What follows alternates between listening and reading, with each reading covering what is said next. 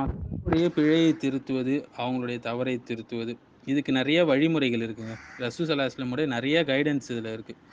So வந்து மக்களுடைய பிழையை திருத்துவது வந்து ஒரு நன்மைக்குரிய ஒரு விஷயம் தான். ஆனா, அத எப்படி திருத்தணுன்ற ஒரு நாலேட்ஜ் வந்து செய்யக்கூடியவருக்கு இருக்கணும். அந்த முதிர்ச்சி, வயது முதிர்ச்சி அவருக்கு இருக்கணும். அந்த கல்வி இருக்கணும். கையாளக்கூடிய விதம் இருக்கணும். எத எப்படி கையாளணுன்ற ஹிக்மத் இருக்கணும். தீமைய பிழைய கண்டிக்கிறேன், பிழைய மாத்துறேன்னு சொல்லிட்டு, அத விட பெரிய பிழைக்கு வந்து வித்திட்டவரா ஆயிடக்கூடாது. அவர். நான் ஒரு இத கண்டிக்கிறேன், பிழை நடக்கிறத கண்டிக்கிறேன்னா, அத விட மிகப்பெரிய ஒரு பிழை நடக்கிறதுக்கு காரணமா ஆயிடக்கூடாது. அப்ப இது ஒரு விசாலமான பகுதி. இத வந்து எடுத்தோம், கவுத்தோம்ன்னு செய்றதுலாம் வந்து பாவத்தை தான் பெற்றுத் தரும். அப்போ வந்து இன்னொரு முக்கியமான விஷயம் என்றால், நம்ப வந்து மத்தவங்களுடைய பிழைய திருத்தோம் அப்படின்னும்போது, அவர் எப்படிப்பட்டவரா இருக்கணும், அதிக அதிகமாக தன்னுடைய பிழை, தன்னுடைய நஃப்ஸை பார்க்கக்கூடியவரா இருக்கணும். தன்னுடைய பிழைக்கு வந்து அவர் அதிகமா முன்னுரிமை கொடுக்கக்கூடியவரா இருக்கணும். அத திருத்தறதுக்கு முயற்சி செய்யக்கூடியவரா இருக்கணும். அதன் பிறகு அவர் வந்து மற்றவர்களுடைய பிழையை திருத்தும்போது, இது வந்து மக்களுக்கு அ கற்பித்தல், தீனை கற்பித்தல்ல ஒரு பகுதியாவும் என்ன இருக்கு? அவங்க செய்யக்கூடிய பிழைகளை திருத்துவது அழகிய முறை. இதுவும் மார்க்கத்தை கற்பிப்பதில ஒரு பகுதியாக இருக்கு. இதனால நெறைய நன்மைகள் வந்து அவருக்கு கிடைக்குது, செய்யக்கூடியவருக்கு. இது நபிமார்கள் மற்றும் தூதர்கள், தாயிக்கள் மற்றும் கல்வியாளர்களுடைய பங்கு மட்டும் இல்ல, பொதுமக்களுடைய பங்கும் இதுல இருக்குது. தவறுகளை திருத்துவதில ரசூல் ஸல்லல்லாஹு அலைஹி வஸல்லம் வந்து வெவ்வேறு முறைகள கையாண்டுருக்காங்க. அதுகளெல்லாம் ஒருத்தர் நல்லா தெரிந்தவராக இவர் இருக்க வேண்டும். தவறுகளை கையாள்வதும், திருத்துவதும் மார்க்கத்தில ஒரு நேர்மையுடைய ஒரு பகுதியாகும். நசீஹா என்று சொல்லுவாங்க. நேர்மையுடைய ஒரு பகுதி. இது அனைத்து முஸ்லிம்களுக்கும் கடமையானது. இதற்கும் நல்லதை கட்டளையிடுவது, தீமையை தடுப்பது. அதாவது நன்மையை ஏவுவது, தீமையை தடுப்பது என்பதும் ஒரு கடமை. அதை நம்ம புரிந்து கொள்ள வேண்டும். இதுக்கும் அதாவது பிழைகளை திருத்துவதற்கும், ஆ தீமையை தடுப்பதற்கும் பாரிய ஒரு வித்தியாசம் இருக்குது. அத மக்கள் புரிந்து கொள்ள வேண்டும். முன்கர்ன்னு சொல்லக்கூடிய தீமையை தடுப்பது, தவறை திருத்துவது வந்து ஒரு விசாலமான பகுதி. தீமையை தடுப்பதை விட, முன்கரை விட. அத நம்ம புரிஞ்சுக்கணும். இது அறிஞர்கள் மட்டுமல்ல, தாயிக்கள், ஒவ்வொரு மனிதர்களுடைய பொறுப்பாகும். மேலும் வந்து குழந்தைகளை அவங்களுடைய பிழையை திருத்துவது, உறவினர்கள், நண்பர்கள், சக ஊழியர்கள் போன்றோருக்கு அறிவுரை வழங்குவது, திருத்துவது வந்து அன்றாடம் நம்ப செய்து கொண்டிருக்க வேண்டிய ஒரு செயலாக இருக்கும். எ எ சரி எனவே பயனளிக்கக்கூடிய வாய்ப்புகளை பெற நாம் அனைவரும் அல்லாஹ் வந்து இத சரியான கையாள்வதற்கு அல்லாஹ்வுடைய உதவி நமக்கு அதிகமாக தேவை. ஸோ தவறுகளை கையாளும்போது நாம நோட் பண்ண வேண்டிய பாயிண்ட்ஸ் என்ன அப்படின்னு பார்த்தீங்கன்னா, நம்ம விவாதத்தை தொடங்குவதற்கு முன்னாடி, மற்றவர்களின் தவறுகளை கையாள்வதற்கும், திருத்துவதற்கும் முன்னும் பின்னும் நாம் மனதில் கொள்ள வேண்டிய சில சிக்கல்களையும், பரிசீலனைகளையும் கவனிக்கணும். அதாவது முதலாவது இஹ்லாஸா செய்யணும். அந்த நபருக்கு ஒரு நலவை நாடணும் அப்படின்னு சொல்லி அல்லாஹ்வுக்காக அந்த ஒரு அமலை செய்ய வேண்டும். பிறருடைய தவறை திருத்துவது. மாறாக அவர் மேல நமக்கு இருக்கிற காழ்ப்புணர்ச்சிய காட்டுறது, மக்கள இம்ப்ரெஸ் பண்றது. பார்த்தீங்களா, அவரோட நான் நாலேட்ஜா இருக்கிறேன். அவரோட வந்து நான் தரம் உயர்ந்தவன் என்பதை காட்டுவதற்கு, மக்களை மட்டுப்படுத்துவதற்கு, இந்த மேரி நியத்தெல்லாம் இருக்கக்கூடாது. ஏன்னா நியத்தை பொறுத்து தான் கூலியே. ஒருத்தருடைய மேன்மையை காட்டுறது, அதுக்காகலாம் மத்தவங்கள தட்டக்கூடாது. இஹ்லாஸாக அல்லாஹ்வுக்காக செய்ய வேண்டும். இதுதான் முதல் முக்கியமான பாயிண்ட். அடுத்தது, தவறு செய்வது மனித இயல்பு என்பது அதையும் புரிந்து கொள்ளணும். ஆதமுடைய மகன் ஆ தவறு செய்யக்கூடியவனாக இருக்கிறான். பிழை செய்யக்கூடியவனாக இருக்கிறான். சிறந்தவர்கள் யாருன்னா, மனம் திருந்தி தௌபா கேட்பவர்கள். திர்மிதியில கூட இந்த ஹதீஸ் நம்ம படிச்சிருப்போம் பலமுறை. ஸோ இந்த உண்மையை தெளிவாக மனதில் வைத்திருக்க வேண்டும். விஷயங்களை அவர்களுடைய சரியான கண்ணோட்டத்தில் வைக்கும் திருத்துவதற்கு. அதேமாரி எந்த அளவுக்கு ஒரு தவறுகளை திருத்தத்தில விதங்கள் இருக்கு. ஆ அதுக்கு வந்து எந்த இடத்துல வந்து ரொம்ப முக்கியத்துவம் குடுக்கணும், எந்த இடத்துல கம்மியா முக்கியத்துவம் குடுக்கணுன்றது. அக்கீதா சம்பந்தமான விஷயங்களில் ஒருத்தர் தவறு செய்றார்ன்னா, அதை வந்து திருத்துவதற்கு வந்து நம்ம பாரிய ஒரு முயற்சி எடுக்க வேண்டும். அதிக முயற்சி எடுக்க வேண்டும். அது அல்லாத மற்ற விஷயங்களுக்கு நம்மளுடைய முயற்சிகளை அதற்கு தக்கவாறு நாம் எடுக்க வேண்டும். அது கொடுக்கக்கூடிய இம்பார்ட்டன்ஸ் அண்ட் பிரையாரிட்டி லெவல். அடுத்தது, ஆ அடுத்த பாயிண்ட்டு, சிலருடைய அட்வைஸ், அறிவுரைகள் மற்றவர்களை விட எளிதில் ஏற்றுக்கொள்ளப்படலாம். இப்போ யாரோ ஒருத்தர் வந்து அட்வைஸ் பண்றத விட, அவருடைய சொந்தக்காரரே அட்வைஸ் பண்றது வந்து ஒரு சிறந்ததா இருக்கும். ஒரு தந்தை தன்னுடைய பிள்ளைக்கு அட்வைஸ் பண்றது சிறந்ததா இருக்கும் மற்றவங்கள விட. ஒரு ஆசிரியர் தனது மாணவருக்கு அட்வைஸ் பண்றது சிறந்ததா இருக்கும் மற்றவர்களை விட. ஒரு அரசாங்க அதிகாரி வந்து அவர் சம்மந்தப்பட்ட துறை சம்மந்தப்பட்ட ஒருத்தர் பிழைகிறார்னா, அத திருத்துறது வந்து அதுக்கும் மற்ற மனிதர் திருத்துவதற்கும் வித்தியாசம் இருக்கு. மூத்தவர்களைப் போல் இல்ல இளையவர்கள். உறவினர்கள் அந்நியனைப் போல் கிடையாது. அதிகாரம் உள்ளவன் அதிகாரம் இல்லாதவனை போல இல்லை. இதெல்லாம் கருத்தில் கொள்ள வேண்டும். இந்த வேறுபாடுகளை புரிந்திருக்க வேண்டும். அதே மாதிரி வந்து ஒருத்தவங்க கண்டிக்கிறாங்க அல்லது திருத்தம் செய்கிறாங்கன்னா, அந்த திருத்தம் ஒரு பெரிய தீமைக்கு வழிவகுக்கக்கூடாது. அதையும் அவர் நினைவில் கொள்ள வேண்டும். அதனால கண்டிக்கப்படுபவருடைய நிலையும் தவறு செய்தவருடைய மரியாதையும் மிகவும் முக்கியமானது. கண்டனம் எவ்வளவு வலுவாக இருக்க வேண்டும் என்பதை தீர்மானிப்பதிலும், எவ்வளவு கடுமையானது அல்லது மென்மையான தோணில் இருக்க வேண்டும் என்பதை தீர்மானிப்பதிலும் ஒருத்தர் வந்து ரொம்ப முனைப்போடு இருக்க வேண்டும். முதலாவதாக, அல்லாஹ் யாருக்கு அந்தஸ்தையோ அதிகாரத்தையோ வழங்கியிருக்கிறானோ அவர் அதை நல்லதை கட்டளையிடுறதுக்கும் தீமையை தடுக்கவும் மக்களுக்கு கற்பிக்கவும் பயன்படுத்த வேண்டும். அவர் ஒரு பெரிய பொறுப்பு, அது ஒரு பெரிய பொறுப்பு என்பதை அவர் புரிந்து கொள்ளணும். ஏனென்றால் மக்கள் மற்றவர்களை விட அவரிடமிருந்து அதிகமாக ஏற்றுக்கொள்வார்கள். அதனால அடுத்த முக்கியமான பாயிண்ட், நல்லதை கட்டளையிடுறதுக்கும் தீமையை தடுக்கவும் முயற்சி செய்கிறவர் வந்து சூழ்நிலைகளை தவறாக கணித்துவிட்டு உண்மையில் இருப்பதை விட உயர்ந்த நிலையில் தன்னை வைத்து கொண்டு தன்னிடம் இல்லாத குணங்கள் இருப்பது போல் நடந்து கொள்ளக்கூடாது. அறியாமையில தவறு செய்யணுக்கும் அறிந்து கல்வியோடு தவறு செய்யணுக்கும் இடையே உள்ள வேறுபாடை அவர் காணக்கூடியவராக இருக்க வேண்டும்.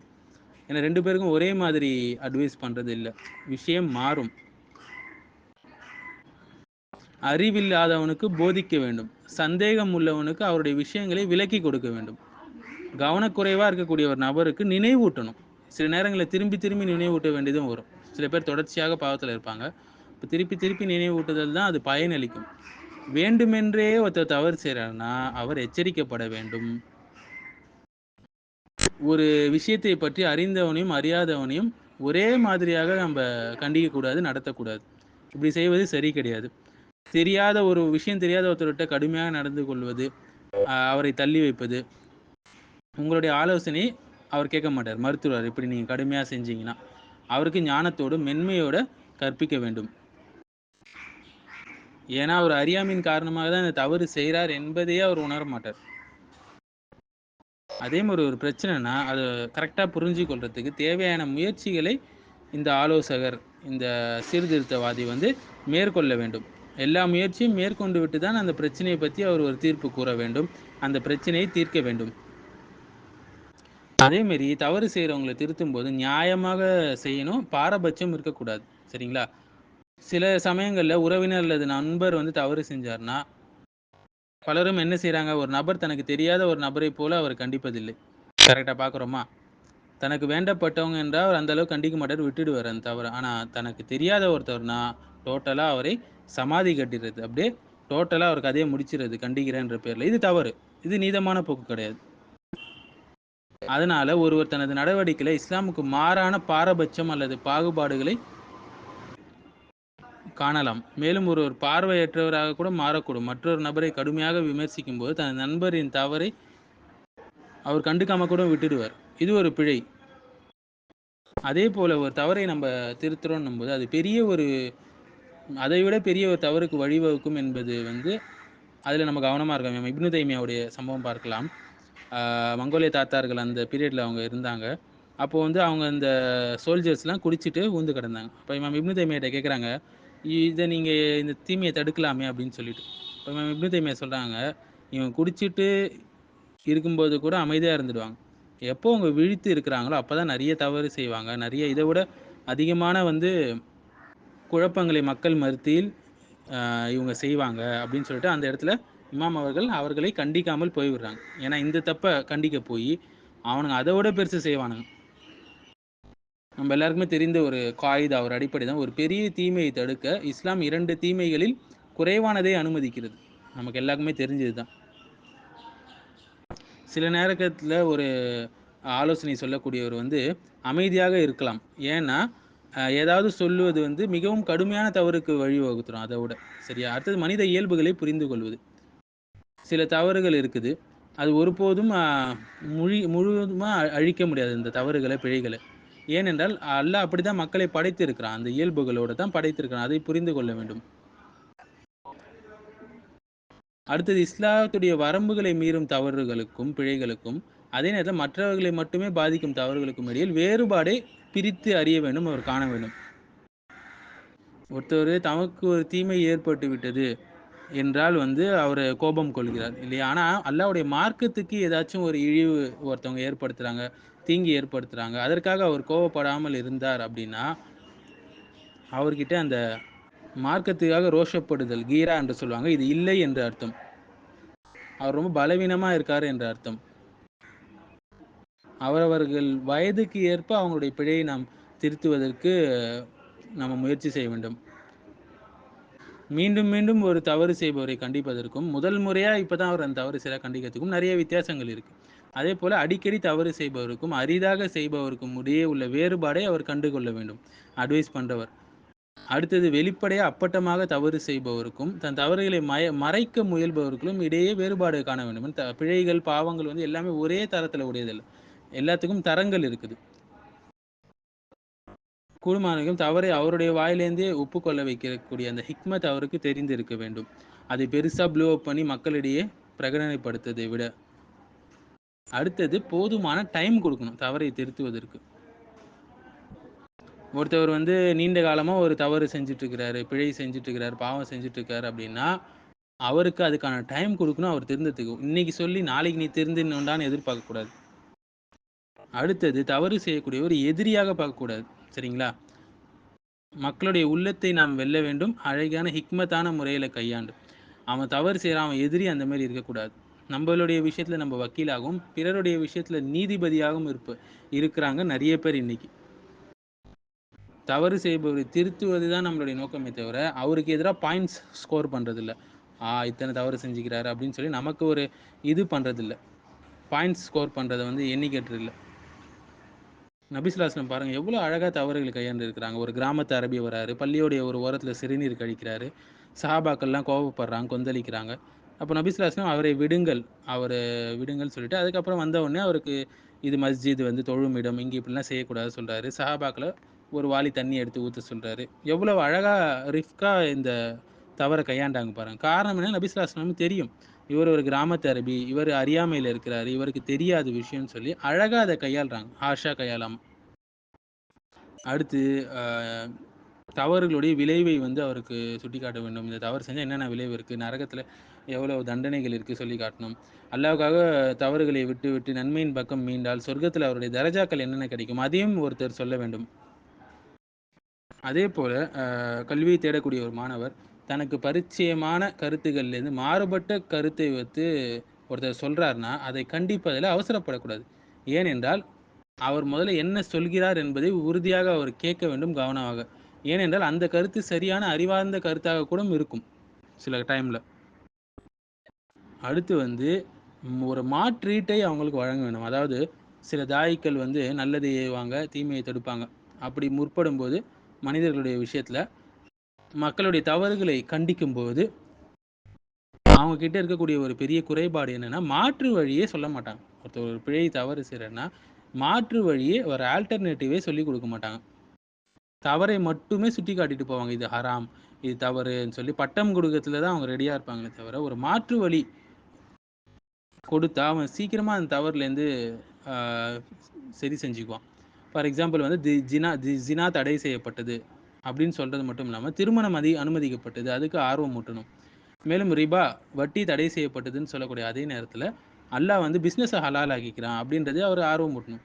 பன்றி இறைச்சி அதெல்லாம் ஹராம் அப்படின்னு சொல்லும்போது கோரைப்பற்களுடைய விலங்குகளுடைய இந்த விஷயங்கள் ஹராம் அப்படின்னு சொல்லும்போது அதே நேரத்தில் அல்லாஹ் எத்தனை உயிரினங்களுடைய மாமிசத்தை ஹலால் ஆக்கிக்கிறான் பாருங்க அப்படின்னு சொல்ல வேண்டும். அடுத்தது கஃபாரா, தவறு செஞ்சிட்டாங்கன்னா அதுக்கான கஃபாராவை பற்றி அவங்களுக்கு நினைவூட்ட வேண்டும். பரிகாரம் சொல்லுவாங்க, குற்ற பரிகாரம் சொல்லி. எல்லா நேரங்களிலும் தவறு செய்யக்கூடியவரை அடையாளப்படுத்தணும் பொது வேலையில் அப்படின்னு என்ற அவசியம் இல்லை. எப்போ தேவையோ அதுக்கேற்பத்தான் வந்து வெளிப்படுத்துதல் வேண்டும். சில நேரங்களில் மறைமுகமான அணுகுமுறை வந்து நேரடி மோதலை விட சிறந்ததாக இருக்கும்.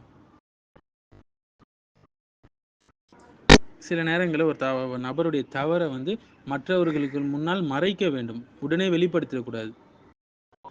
ஒரு முறை ஒரு நபித்தோழர் வந்து என் தந்தையின் பேரால் அப்படின்னு சத்தியம் செய்ய முற்படும் போது உடனே என்ன செஞ்சாங்க நபி ஸல்லல்லாஹு அலைஹி வஸல்லம், உடனே அதை தடுத்தாங்க. நிறுத்துங்கள், அல்லாஹ் அல்லாத மற்றவர்கள் மீதும் சத்தியம் செய்து ஷிர்க் என்ற குற்றத்துக்கு உள்ளாகி விடாதீர்கள் என்று சொல்கிறாங்க. இதை இமாம் அஹ்மத் அவங்க அறிவிக்கிறாங்க. இப்போ நபிஸ்லாஸ்லம் சில விஷயங்களுக்கு வேகம் காட்டியிருக்கிறாங்க, சில விஷயங்களுக்கு பொறுத்திருந்து பதில் கூறியிருக்கிறாங்க. இப்போ அந்த ஹிக்மத்தை தெரிந்தவராக அவர் இருக்க வேண்டும். பெரும்பாலும் நபிகளாருடைய கோபம் எல்லாம் எதை பொறுத்து பார்த்தீங்கன்னா, மார்க்கத்துடைய புனிதம் யாராலாவது சீர்குலைக்கப்படும் போது, இல்லை அக்கீதாவுடைய விஷயத்தில் ஒருத்தவங்க தவறு செய்யும்போது உடனே அதுக்கு கோவப்படக்கூடியவங்களாகவும், உடனே அதுக்கு தீர்த்து வைக்கிறதுக்கு முனைப்போடு இருக்கக்கூடியவராகவும் நபிஸ்லாஸ்லம் வந்திருக்காங்க. பெரும்பாலும் தனக்கு இழைக்கப்பட்ட தீங்கு விஷயத்தில், தன்னை பற்றி மற்றவர்கள் புறம் பேசக்கூடிய விஷயத்தில் அவங்க பழி வாங்கினதே கிடையாது. அடுத்தது ஹஜர், அதாவது தவறு செய்பவரை புறக்கணித்தல். சரிங்களா? இது வந்து நபிஸ்லாஸ்லம் பயன்படுத்திய முறையில் ஒரு பயனுள்ள முறை. ஒருத்தர் வந்து ஹஜர் செய்கிறது, அதாவது புறக்கணிக்கிறது வந்து அவரை புறக்கணிச்சா ஒரு நன்மை ஏற்படும், அவர் வந்து ஹக்கின் பக்கம் வருவார்னா தான் அந்த புறக்கணிப்பு இருக்கணும். மாறாக நீங்கள் புறக்கணிச்சிட்டீங்க அப்படின்னா அவர் அதை விட மோசமான நிலைக்கு போயிடுவார் அப்படின்னா அந்த நேரத்தில் புறக்கணிப்பை செய்யக்கூடாது. அதனுடைய விளைவு என்னவோ அதை பொறுத்து தான் புறக்கணிப்பு இருக்க வேண்டும். சில பேருக்கு அவங்க தவறு செய்கிறாங்க என்பதே அவங்களுக்கு தெரியாது. சரிங்களா? அப்போ அவங்க செய்த தவறுன்றதை பொறுமையாக எடுத்து சொல்ல வேண்டும். கையும் களவுமா மாட்டினவங்க பார்த்தீங்கன்னா பெரும்பாலும் சாக்கு போக்குகளை சொல்லுவாங்க. நிறையா ஏற்றுக்கொள்ள முடியாத காரணங்களை எல்லாம் சொல்ல முயற்சிப்பாங்க. அவங்க திணறும் போது அதை நாம் கண்டுகொள்ளலாம். குறிப்பாக பொய் சொல்வதில் திறமை இல்லாதவர்களாக அவங்க இருப்பாங்க. பொய் சொல்லவே மாட்டார் இந்த மனுஷன். அடிப்படையில் நல்ல உள்ளம் கொண்டவர்கள் அவர்கள். அவங்க டக்குன்னு பொய் சொல்ல முடியாது, மாட்டிக்குவாங்க. அவங்க திணறதிலே நம்ம கண்டுபிடிச்சிடலாம். ஸோ அதுக்கேற்ப அவங்களை திருத்த வேண்டும். அடுத்து தவறை கண்டிக்கும் போது ஒருத்தர் இந்த பிழையை செஞ்சிட்டார், டோட்டலாக அவரை ஒதுக்கிடணும், ஃபீல்டை விட்டு தூக்கி போடணும். அப்படி இருப்பது சரியான ஒரு நிலைப்பாடு கிடையாது. அவர் எது செஞ்சாலும் தவறு அந்த மாரி பேசக்கூடாது. அவர் என்ன தவறு செஞ்சாரோ அதுக்காக மட்டும் அந்த கண்டிப்பு அழகான முறையில் இருக்க வேண்டும். டோட்டலாக அவர் எதுக்குமே லாக் இல்லைன்ற அளவுக்கு டோட்டலாக அவரை வந்து பாய்காட் பண்ணக்கூடாது. சில நேரங்களில் ஒருத்தவங்க செய்யக்கூடிய தவறை அப்பட்டமாக பேச வேண்டிய சூழ்நிலை ஏற்படும். அதை அப்படி பேச வேண்டும். அடுத்தது ப்ரிவென்டேட்டிவ் மெஷர், மக்கள் தவறில் விழாமல் இருக்கக்கூடிய தடுப்பு முறைகளை வந்து மக்களுக்கு வந்து ஃபஸ்ட்டு கற்பிக்க வேண்டும். பல நேரத்தில் சொல்லி புரிய வைக்கிறத விட நம்ம செயலால் மற்றவங்களுக்கு புரிய வைக்கிறது ரொம்ப பலனுள்ளதாக இருக்கும். இந்த கற்பித்தல் முறை வந்து ரொம்ப பயனுள்ளது. நம்ம செயல்களை கொண்டு மற்றவங்க திருந்துவாங்க பார்த்து. ஒரு ஹார்ஷான நபர் இருக்கிறாரு, இன்னொரு சாஃப்டான நபர் கூட வந்து அவர் ஃப்ரெண்ட்ஷிப் வச்சுருக்காருன்னா பல காலங்களுக்கு கழித்து இவரும் சாஃப்டான நபராக மாறுவார் அவருடைய நடத்தையை விட்டு. இது ரொம்ப பயனளிக்கும். சும்மா எப்போ பார்த்தாலும் வந்து பேசி பேசி இது பண்ணுறதை விட, பயான் செய்வதை விட செயலால் வந்து மார்க்கத்தை வெளிப்படுத்துவது ரொம்ப டக்குன்னு ஆக்ஷன் ஸ்பீக்ஸ் மோர் தென் வேர்ட்ஸ் சொல்லுவாங்களே அது போல். அடுத்தது அல்லாவுக்கு அஞ்சுமாறு, தக்வாவை மேற்கொள்ளுமாறு அடிக்கடி மக்கள்கிட்ட நினைவு கூறிக்கொண்டே இருக்க வேண்டும். அடுத்தது குற்றம் பகிரப்படும் போது சந்தர்ப்பங்களில் 2 தரப்பினரையும் வச்சு நீதமான முறையில் உரையாடல் செய்ய வேண்டும். ஒரு பக்க சார்பாக நம்ம விசாரித்தல் கூடாது. ஒரு வழக்கில் 2 பேரையும் வந்து என்ன செய்யணும், நீதமாக கவனிக்க வேண்டும். அடுத்தது தவறு தனக்கு அநீதி இழைத்த ஒருவரை மன்னிக்கும்படி கேட்க வேண்டும். மன்னிப்புடைய ஃபதாயில்கள், அதனுடைய சிறப்புகளை பற்றி அவருக்கு நினைவூட்டணும். அவர் மன்னிப்பார், மன்னித்தால் நன்மை தானே அவருக்கு. ஒருத்தருக்கு தவறு செஞ்சிடறாரு, அவருடைய நல்ல குணங்களை பற்றி அவருக்கு நினைவுபடுத்தணும். அதனால் என்ன செய்வார், அவர் செஞ்சதுக்கு வருந்தி மன்னிப்பு கேட்பார். ஸோ இந்த மற்றவங்களுடைய குறையை திருத்துவது, பிழையை திருத்துவது வந்து இது நசீஹாவுடைய முக்கியமான ஒரு பகுதி. உண்மையான அறிவுரைகளை வழங்குதல் வந்து முக்கியமான ஒரு பகுதி. வாஜிபாக தவறுகளை திருத்துவது வந்து வாஜிபான ஒரு விஷயமும் கூட, மற்றும் மிக முக்கியமான ஒரு விஷயம். நன்மையை ஏவணும் தீமையை தடுக்கணுன்ற இதை சொல்லிக் கொடுத்த இஸ்லாம், அதே நேரத்தில் அதை எப்படி செய்யணும், எந்த வழிமுறை செய்யணும் என்றது சொல்லிக் கொடுத்துருக்கு. அதையும் ஒருத்தர் தெரிஞ்சு கொள்ள வேண்டும். சும்மா போய் நன்மையை தடுக்கிறேன் தீமையை தடுக்கிறேன்னு சொல்லிட்டு ஒரு ஜாஹிலாக போய் அவர் அதை செய்யக்கூடாது. அவருக்கு வந்து அதிகமாக சொர்க்க நரகத்தை பற்றி, சொர்க்கத்தில் கிடைக்கக்கூடிய விஷயங்களை பற்றியும் நரகத்தில் கிடைக்கும் தண்டனைகளை பற்றியும் அவருக்கு அதிகமாக நினைவூட்டணும். இது எல்லாமே சேர்ந்து தான் ஒரு சிறந்த ஒரு சீர்திருத்தவாதியாக அவர் ஆவார். இந்த வழிமுறைகள்லாம் கடைபிடிக்கும் போது தான் நபிகளாருடைய வழியை அதிகமாக படிக்க வேண்டும். எப்படி வந்து நபிகளார் வந்து மற்றவங்களுடைய பிழைகளை திருத்தி இருக்கிறாங்க அப்படின்னு சொல்லிட்டு. ஸோ இறுதியாக ஒரு ஹதீஸை சொல்லிவிட்டு முடித்துக்கொள்ள நான் ஆசைப்படுகிறேன். நம்மில் பலருக்கும் தெரிந்த ஒரு பிரபலமான ஹதீஸ் தான். ஒரு இளம் வயது சஹாபி ஒருத்தவங்க வந்து என்ன செய்கிறாங்க, யார் ரசூலுல்லாஹ் எனக்கு விபச்சாரம் செய்ய அனுமதித்தாங்கன்னு சொல்கிறாங்க. உடனே சஹாபாக்கள் கொந்தளிக்கிறாங்க, அவரை அடிக்க கூட முற்படுறாங்க. நபி ஸல்லல்லாஹு அலைஹி வஸல்லம் என்ன செஞ்சாங்கம்மா, அம்மா அவரை விடுங்கள், அவரை விடுங்கள் சொன்னாங்க. பிறகு வந்து தனக்கு அருகில் அவரை கொண்டு வந்து உட்கார வச்சுக்கிட்டாங்க. சரிங்களா? அதுக்கப்புறம் என்ன செய்கிறாங்க, இதை உங்கள் அம்மாவோடு செய்ய நீ விருப்பப்படுவியா, உன்னுடைய பெண் பிள்ளையோடு செய்ய நீ விருப்பப்படுவியா அப்படிலாம் கேட்குறாங்க அந்த நபர்கிட்ட. அவர் இல்லை இல்லை என்றார். இப்படியே கேட்டுக்கிட்டே போகிறாங்க. அப்போ நீ எப்படி விருப்பப்பட மாட்டியோ அதே போல தானே மற்ற மனிதர்களும். நீ விபச்சாரம் செய்யணும்னு விருப்பப்படக்கூடிய அந்த பெண் வந்து யாரோ ஒருத்தருடைய தாய் தானே, யாரோ ஒருத்தருடைய மகள் தானே. நீ எப்படி விரும்ப மாட்டியோ அதேமாரி தானே மக்களும் அதை விரும்ப மாட்டார்கள் அப்படின்னு சொல்லி அழகிய முறையில் அவருக்கு அதை புரிய வைக்கிறாங்க. சொன்னது மட்டும் இல்லாமல் துவா செய்கிறாங்க, யா அல்லாஹ் இவருடைய உள்ளத்தை சுத்தப்படுத்து, இவருடைய மர்ம உறுப்பை வந்து பாதுகாத்திடு செஞ்சு அனுப்புகிறாங்க. அதன் பிறகு அவருக்கு அந்த நினைப்பே வரல அப்படின்றத நம்ம பார்க்குறோம். இது நம்மளா இருந்தால் என்னங்க பண்ணியிருப்போம், அங்கேயே அவர் அடித்து காலி பண்ணியிருப்போம். தவறுகளை திருத்துவது என்பது வெறும் பயான்கள் மூலியமாக காரசாரமாக பேசுறதால இது மட்டும் அல்ல வழிமுறை. ஒருத்தவரை மன்னிக்கிறதன் மூலியமாக கூட என்ன ஆகும், அந்த தவறு தீங்கு அந்த இடத்துல நீக்கப்படும். மேலும் துவா செய்யறதுனாலையும் நீக்கப்படும், அழகிய வார்த்தைகளை கொண்டும் நீக்கப்படும், செயல்களை கொண்டும் அந்த தவறு நடைபெறாமல் தடுக்க முடியும். இது எல்லாத்தையும் நபி ஸல்லல்லாஹு அலைஹி வஸல்லம் அழகாக கையாண்டிருக்காங்கன்றதை குர்ஆன் சுன்னால நம்ம பார்த்து கொள்ளலாம்.